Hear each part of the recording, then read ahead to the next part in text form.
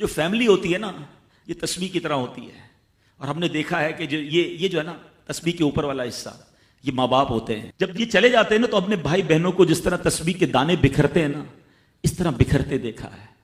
جب تک ماں باپ ہیں پہلے تو ان کی برکتیں لینا، اور جب یہ چلے جائیں نا تو یہ دانے بکھرنے مت دینا، جوڑ کے رکھنا اپنی فیملی کو.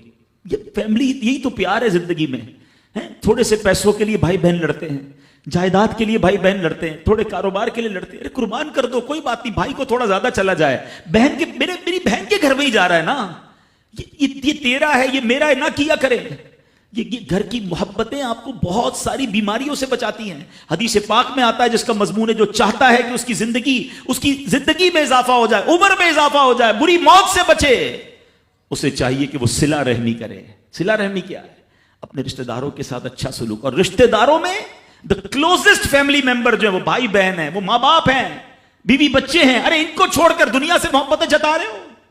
نہیں میرے پیارے اسلامی بھائیوں. تو اپنی بچیوں کے ساتھ اور اپنی بہنوں کے ساتھ بالخصوص اچھا سلوک کرنا. خوش نصیب ہے وہ بھائی جو بہنوں کا مان ہے، خوش نصیب ہے وہ جو والد جو اپنی بچیوں کے ساتھ اچھا برتاؤ کرتا ہے. بہنوں کی دعائیں بھائی کو بہت اوپر لے جاتی ہیں. خوش نصیب ہے وہ بھائی. اچھا ہمارے ایک اور نظام پتہ ہے کیا ہے کہ جب تک ماں باپ کے ساتھ رہ رہے ہیں تو چلے بھائی بہنوں میں پیار ہے. اب بھائی بہنوں میں شادی ہو گئی، سب کی شادیاں ہو گئی اور ماں باپ چلے گئے، تو اب نارملی لوگ اپنی بہنوں کو اگنور کرتے ہیں. اب یار میں تو اپنی بیوی کو دیکھوں گا، اپنے بچوں کو دیکھوں گا، اپنی کمائی کو دیکھوں گا. نہیں، اب بھائی کا کام ہے کہ وہ والد کا کردار ادا کرے، بہنوں کو یہ احساس دلائے کہ تمہارے ماں باپ چلے گئے ہیں مگر تمہارے بھائی زندہ ہیں، ہر مشکل میں تمہارے بھائی تمہارے ساتھ کھڑے ہوں گے. کبھی بہنوں کو یہ ریئلائز مت کرانا کہ وہ اکیلی کہیں کسی پرابلم میں ہو تو وہ اکیلے میں سوچے کہ میرے ماں ہوتی تو میں ماں سے بات کر لیتی، باپ ہوتا تو میں باپ سے کہہ دیتی، بھائی کو کیا کہوں وہ تو سنتا ہی نہیں ہے. ہیں ایسے بھائی آج بھی کہ بہنیں انہیں اپنا دکھ بھی شیئر نہیں کرتی ہیں، بلکہ بھائیوں کو پڑی ہی نہیں ہے بہن کدھر گئی.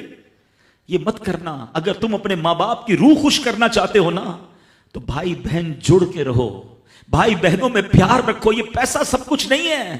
ارے جو کچھ میرے پاس ہے اگر میرا بھائی بہنوں پہ خرچ ہو جائے تو اس سے اچھی کیا چیز ہے. یہ یاد رکھے جو سوشل میڈیا پہ ہزاروں فرینڈ بنائے بیٹھے نا کہ میرے 5,000 فرینڈ تو میرے 10,000 فرینڈ، کسی دن بستر پر پڑو گے نا اسپتال میں تو اس بستر کے کنارے تمہیں تمہارے بھائی بہن ہی نظر آئیں گے.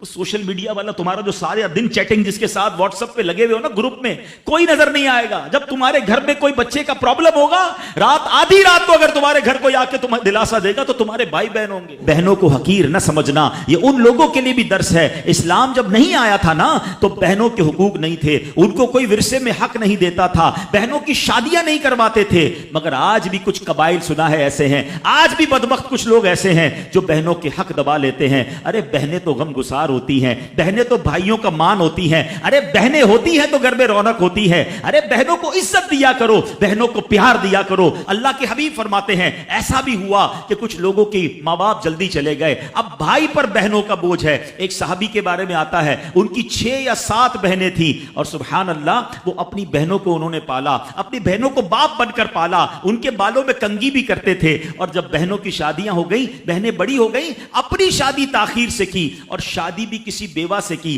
پوچھا گیا کہ کیوں بیوہ سے شادی کی؟ کہا میری بہنوں کو ایک ماں کی حاجت تھی، میں کوئی جوان لڑکی لے آتا تو بہنوں کا کیا ہوتا. اللہ اکبر. یہ صحابہ کا انداز. اور آج جو بہنوں کا حق دباتے ہیں، آج جو بہنوں کو ذلیل کرتے ہیں، نہ کرنا. ہمارا اسلام بہنوں سے محبت کا درس دیتا ہے.